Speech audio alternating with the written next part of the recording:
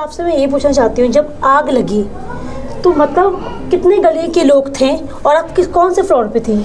मैं नीचे ground floor में थी मेरी सिस्टर के साथ। ये कम से कम नहीं तो 50 लोग बाहर होंगे पूरे मोहल्ले के। मेरी आवाज़ बाहर नहीं जा रही थी, ना उनकी आ रही थी। तो अंदर धुआं, ये 3 स्कूटी खड़ी थी, ये मीटर शॉर्ट सर्किट हुआ, स्कूटियों को आग लग गई, बहुत ज़्यादा धुआं, और इन्होंने वायरिंग बाहर से काट दी। वायरिंग बाहर काटने से अंधेरा पूरा हो गया, हम एक दूसरे को समझ नहीं पा रहे थे। हमने बाहर बहुत आवाज़ें लगाई, उनकी आवाज़ मुझे नहीं आ रही थी, मेरी आवाज़ उनको नहीं जा रही थी। ये लॉक था, इन्होंने बहुत कोशिश करी। मोहल्ले वाले टू गुड हैं, जो मैं उनका बहुत शुक्रिया गुजार हूँ कि उन्होंने कैसे करके आग में, मतलब कि इतनी आग में अंदर आकर उन्होंने हमें बचाया। और फिर भी मेरी सिस्टर नहीं बच पाई, मैं अंदर बेहोश हो गई। उसने मुझे सोचा मैं डेड हो गई। वो भाग के यहाँ 6 सीढ़ियाँ चढ़ी, यहाँ तक आई ऊपर। 6 सीढ़ियाँ चढ़ी, वहीं पर ही वो ये ग्रिल को पकड़ते ही शॉट लगा उसे। हाँ, ये ऊपर जाके उसने ऐसे पकड़ा, शॉट लगा उसको, और वहीं डेड हो गई। इन लोगों ने पहले मुझे अंदर देखा, उन्होंने सोचा दोनों अंदर होंगे, ये भाग के अंदर गए। जो इन्होंने मुझे बताया, तो इन्होंने, मेरी आखिरी सांस ही चल रही थी, इन्होंने फौरन लेके गए। मैं अंदर इधर थर्ड लास्ट रूम। एक मिनट, इधर बेड पे मैं थी, जमीन पे। आ जाइए, अब बेड पे ये थी, यहाँ पे सारे हम खड़े हुए थे, यहाँ पर मैं लेटी थी। ये रही मिश्रा। अच्छा, मैं यहाँ पर उसकी फोटो तक नहीं लगा पाई। मैं जो आज इस दुनिया में नहीं रही, फोटो खींच लेता है। मैं आज तक इनका पूरी तरीके से हम कवरेज करने के लिए आए हुए हैं, और जिस तरीके से इनके साथ हादसा हुआ है, और हमें बहुत ज्यादा दुख है इस चीज का, क्योंकि गुरुजी भी साथ है। देखिए, गुरुजी की फोटो पे कुछ भी नहीं हुआ है, कुछ नहीं हुआ। और जिस तरीके से ये अधिवक्ता बनने वाली थी, एक लॉयर थी, बहुत डेडिकेटेड लॉयर थी, और पूरे समाज के लिए एक प्रेरणा होने वाली थी। उससे पहले इनके साथ हादसा हुआ, जो कि बहुत ज्यादा दुखद है।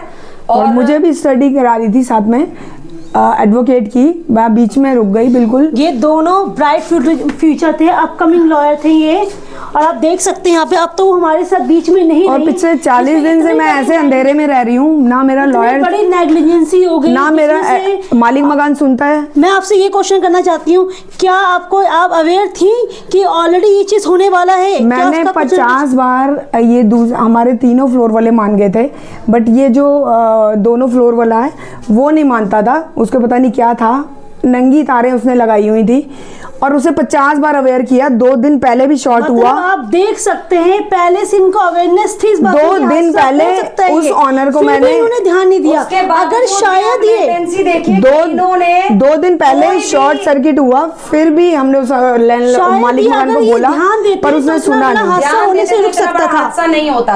हादसे का जो मुख्य कारण यही वो उनके मकान, उनकी लापरवाही। आप इतने बड़े मकान में रह रहे, वो बार-बार कंप्लेन कर रही है। DSNL की कितनी बड़ी गलती है, चेक भी आके नहीं कर रहे, देख भी नहीं रहे यहाँ पर कि यहाँ पे बिजली की नंगी तार है। बिल्कुल, हमने आके खुद यहाँ पे इन्वेस्टिगेशन किया है। और जो दोनों फ्लोर के ऊपर वाले मालिक हैं, वो उन्होंने बिल्कुल नंगी तारें लोगों को दे रखी। अच्छा, मैं ये पूछना चाहती हूँ मिश्रा जी, कितने मिनट के बाद यहाँ पे एम्बुलेंस पहुंची, जो फायर ब्रिगेड आई? फायर ब्रिगेड और वो सब वो ही बता पाएंगे, क्योंकि मैंने कुछ नहीं देखा। वो कह रहे कोई नहीं पहुंचा था, हमने ही सब रोका। फायर ब्रिगेड भी लेट, इन्वेस्टिगेशन टीम भी, क्राइम टीम सब बाद में आए। और यहाँ के आईओ जो हैं, लिखित रिकॉर्ड नहीं है। आईओ तो बिल्कुल नहीं सुनते। यहाँ के जो आईओ हैं, वो एक बार आए, उसके बाद मेरे को कितने दुखी है, कह रहे कि पिछले 40 दिन मैं इस अंधेरे में हूँ। यहाँ पर मैंने FIR पूरा रीड किया, जिसमें कोई भी किसी का नाम मेंशन नहीं है इस भी केस में, और ऐसे ही बिल्कुल FIR काट दिया बिल्कुल कि नॉर्मल हादसा हुआ है, जबकि ये that is a pre planning. वो अवेयर थे मकान मालिक की हादसा हो सकता था, लेकिन फिर भी उन्होंने इनको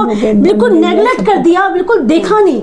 बिल्कुल सोचो, इतनी बड़ा परिवार उजड़ गया, फिर भी हमारे, और सबसे बड़ी बात है हमारे नेशनल मीडिया जो सीमा हैदर से निकल नहीं रही बाहर। एक भी उसका कोई भी वीडियो नहीं चलाया, रील नहीं चलाई। कुछ बड़ा हादसा हो गया, कोई इंसान चला गया, और न्याय व्यवस्था आज इसकी मैं क्या कहे अपनी, मैं सीमा हैदर के मुद्दों से उनको टाइम नहीं मिल रहा है, ताकि इतने बड़े देश के मुद्दों को वो उठा सके।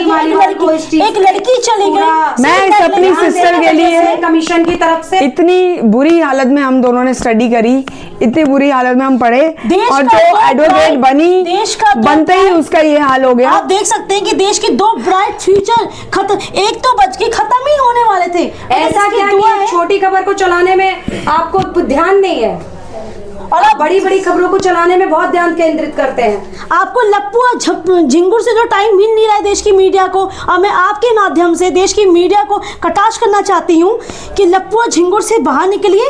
देश का भविष्य आज युवा है, हम जैसे लोग हैं। अगर हम जैसे लोगों की खबर आप नहीं दिखाएंगे तो देश आपका बहुत ही गलत रास्ते पे जाने वाला है, बहुत ही गलत, क्योंकि देश की एक युवा फिर खत्म होने वाली है। क्या इस तरीके का और तभी हम चाहते हैं कि एडवोकेट प्रोटेक्शन एक्ट जल्दी से जल्द लागू किया जाए। नहीं है तो मेरी पूरी अधिवक्ता गण से सभी लोगों से बहुत गुजारिश है कि किसी भी अधिवक्ता के साथ अगर इस तरीके के हादसा हो तो पूरी बीसीडी बीसीआई सभी लोगों को मैं निवेदन करना चाहूंगी कि कृपया करके ध्यान केंद्रित मैंने करना अपनी बहुत जरूरी है। मैंने अपनी और आप स्टडी ये भी बीच में देख छोड़ दी है इसी आप वजह से ये भी देख कि सकते जिस हैं लड़की के साथ कि ये हो सकता है कि वो बन के कई उसका ये सालों हादसा से हो गया, शिकायत पत्र देने पर के मैं बावजूद बिल्कुल भी छोड़ दी। मैंने कहा शिकायत कि पे क्या कोई करूं, मेरे संज्ञान लिए वो नहीं लिया बची गया। तो मैं क्या पुलिस में अगर ये शिकायत पे संज्ञान लिया गया वो, होता तो शायद ये हादसा नहीं आप होता। देख सकते हैं कि एडवोकेट है, जब इनके साथ इनकी शिकायत पे कोई कॉग्निजेंस नहीं लिया गया, सोचो तो आम जनता आम को जनता क्या हाल को होगा, क्या होगा? जिनको ना खाने की रोटी है ना रहने का घर है,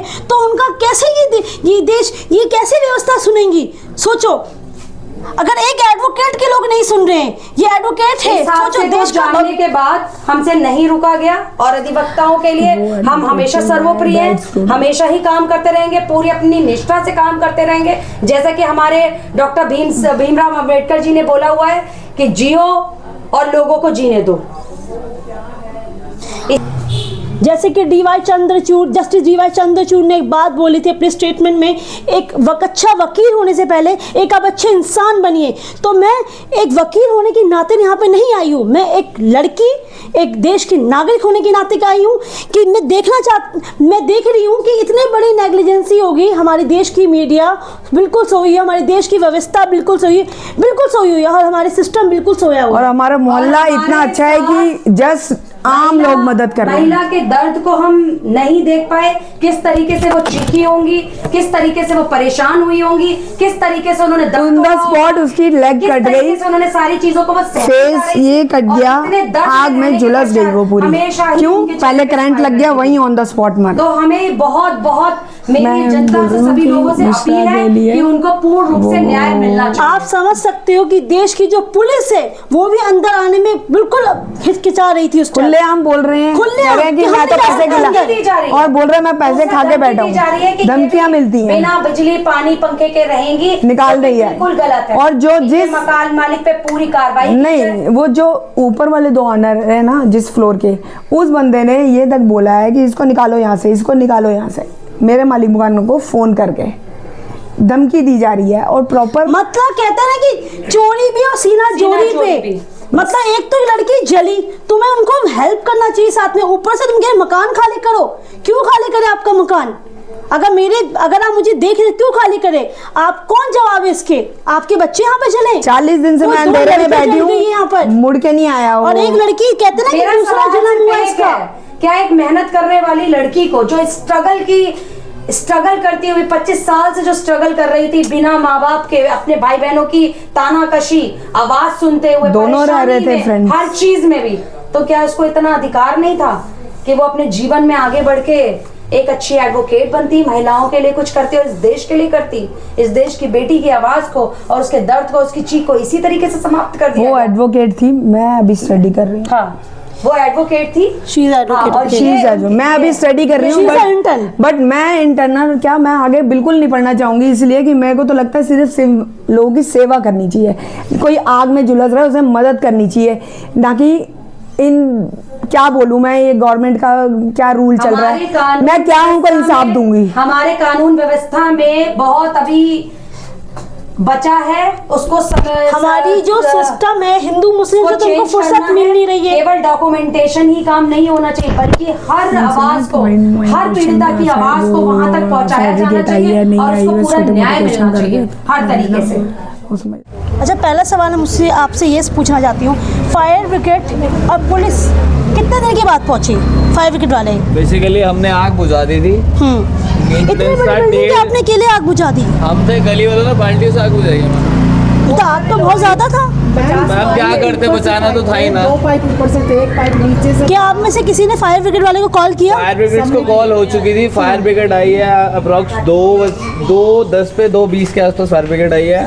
1:30 बजे का आसपास इंसिडेंट था जब मैं आया हूँ और पुलिस भी उसके साथ में है। मतलब ये जब हमने दीदी को रेस्क्यू कर लिया, सोनी दीदी को हमने देख लिया था कि वो सीढ़ियों स्टेज पे हैं, उसके बाद आई है। मतलब आप देख सकते हैं फायर ब्रिगेड भी कितने मिनट की बाद पहुंची, जब पूरी बिल्डिंग जल चुकी तब ये पहुंचे और आम जनताओं ने मदद करी है। मतलब फायर ब्रिगेड वाले भी सो रहे थे और इन्वेस्टिगेशन टीम और इन्वेस्टिगेशन टीम तो सिर्फ नाम के लिए वो तो क्या उन्होंने खुद अंदर जाने की कोशिश करी पुलिस वालों ने? पहले तो बेसिकली ये था कि हम लोग ही अंदर गए हैं। अच्छा, हम लोग निकाल के लेके आए हैं। स्कूटियां जो जली हुई थी वो हमने बाहर करी हैं खुद अपने हाथों से निकाल के। उसके बाद में वो लोग आए जब सोनी दीदी को रेस्क्यू करके लेके गए। टीम और एक क्राइम टीम बार दिखा रहे थे कि आप देखिए तार खराब है और ठीक कर दीजिए, फिर भी उन्होंने अवॉइड किया इस चीज को।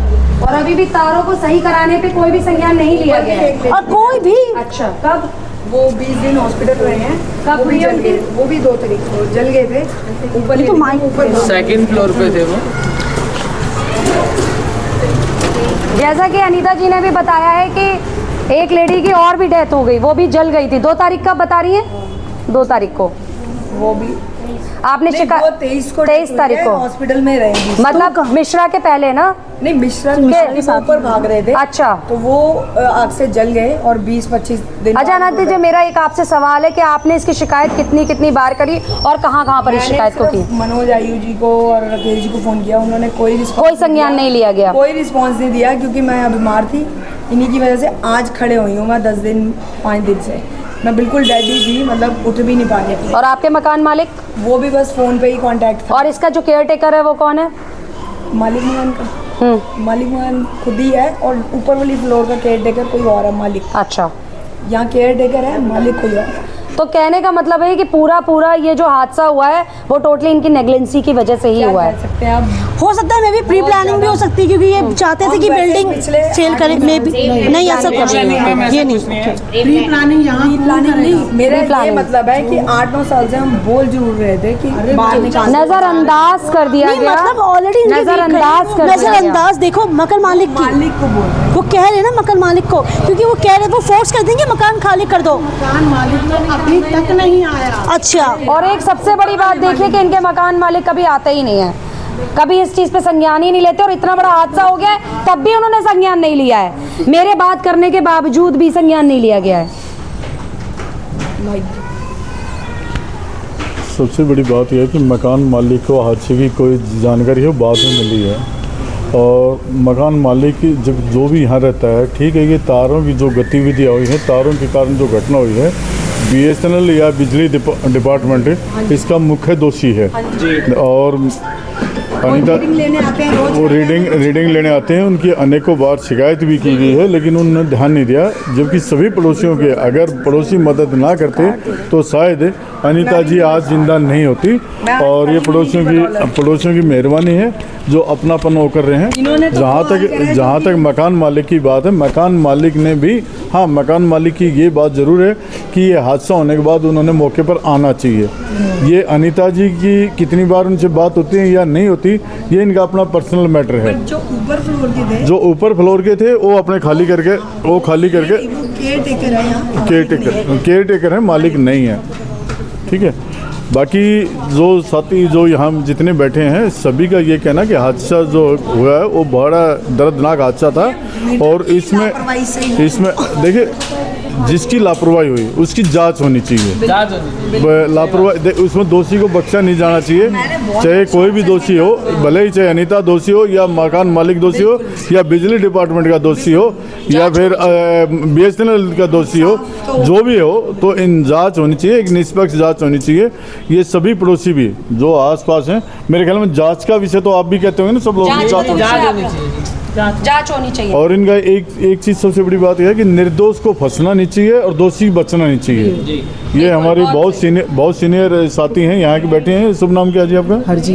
हरजीत कौर जी का यही कहना है कि दोषी बख्शा नहीं जाना चाहिए और निर्दोष को फंसना नहीं चाहिए। ठीक है, ये सभी इस हादसे को रोका जा सकता था, लेकिन नेग्लिजेंसी की वजह से ये हादसा हुआ है। बस मेरा इसमें यही कहना और मेरी यही व्यू है इसके अंदर कि रोका जा सकता था इस हादसे को। हमेशा करने के लिए तो गया है होंगे ना यहाँ पर, जब बिजली की बिल की लापरवाही की वजह से, जरा चीज की वजह से जो जनता होती है वो हमेशा ही भुगतती है। तो मेरी यही अपील है कि हमेशा इस तरीके के मुद्दों को टाइम टू टाइम उठाना चाहिए, BSNL वाले हैं, जिससे ये कि बड़े बिजली हादसे दफ्तर को वाले रोका जा हैं सके। या ऑनर है, उनको अगर किसी इनकी की जान अवेयरनेस चली जाती तो कभी वापस उनकी नहीं वजह आती से, है। नेग्लिजेंसी की वजह से काम हुआ है। क्या हो सकता है इस हादसे को रोका जा सकता था अगर टाइम टू टाइम कार्रवाई हो जाती इसमें।